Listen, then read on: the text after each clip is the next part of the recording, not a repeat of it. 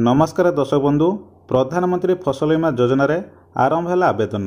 प्राकृतिक दुर्विपाक चाषींकर चाष नष्ट हेले चाषी को मिलिबो आर्थिक सहायता। यही प्रधानमंत्री फसल बीमा योजना रे केउ माने आवेदन करिवे, एथिपई कोन सब आवश्यक डॉक्यूमेंट लागिबो, केमिति आवेदन करिवे, एहर शेष तारीख केबे, संपूर्ण विवरणी ए वीडियो माध्यम रे आपण माने जानिबा को पाइबे। सेति पई वीडियोटी को बिना स्किप करी शेष जाय देखंतु, ताहले जे जानि परिबे।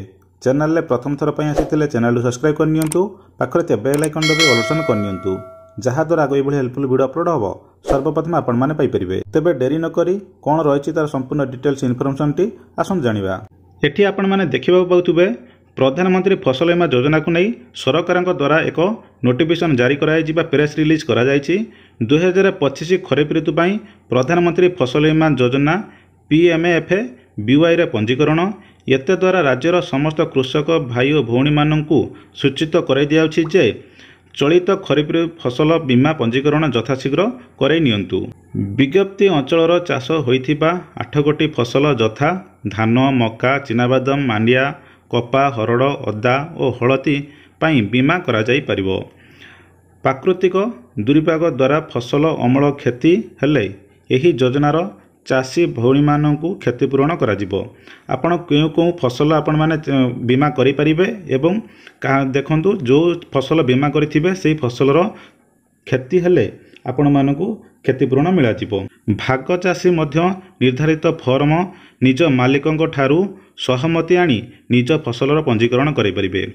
जो माने भाग चाषी रहिले सी चाषी मानक कतरु जो माने थिबे जहार भाग चाषी करथिबे से ओनर कतरु आरो सहमति पत्र आनिकी से माने फॉर्म मध्य फिलअप करि परिबे। ऋणी चाषी माने ऋण नैथिबा अनुष्ठान यथा प्राथमिक कृषि समवाय समिति, PACS,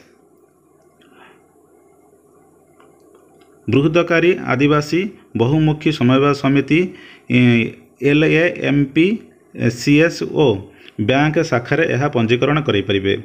आपण जो माने ऋण चाषी से माने एही सब शाखा आपण पंजीकरण करें परिबे। अण ऋण चाषी माने जनसेवा केंद्र, CSCA समवाय बैंक शाखा तथा अन्य बैंक शाखा आवश्यक कागजपत्र देई एही पंजीकरण करें परिबे। एही पंजीकरण पई आधार कार्ड बाध्यतामूलक अटे। तापर देखंतु जड़े चाषी पई सर्वाधिक 5 एकर पर्यंत चाष जमी पंजीकरण बिना कोनोसी देय करा जिवो। बैंक अकाउंट वैलिडेशन पई आवेदन पत्र पिछा केवल 1 टंका देबाक पड़िबो। एठी आपण माने देखिए पहिले 5 एकर पर्यंत बिना देय आपण माने पंजीकरण करिवे, किंतु बैंक वैलिडेशन पई जोडा कि आपनको 1 टंका देबाक पड़िबो। तापर अधिक विवरणी पई निकटस्थ कृषि समवाय समिति, PACS, LAMPCS और बैंक शाखा किंबा ARCS, DRCS, CDAO ऑफिसर जो जोगाजोग करंतु। देखंतु एही सब आपण जदि किछ अधिक विवरणी जानिया पय चंती एही सब जगह आपण माने जोगाजोग करि परिबे। यह शेष तारीख पूर्व निजर फसल पंजीकरण कराइबाकू अनुरोध एवं पंजीकरणर शेष तारीख हेउची 31 जुलाई 2025।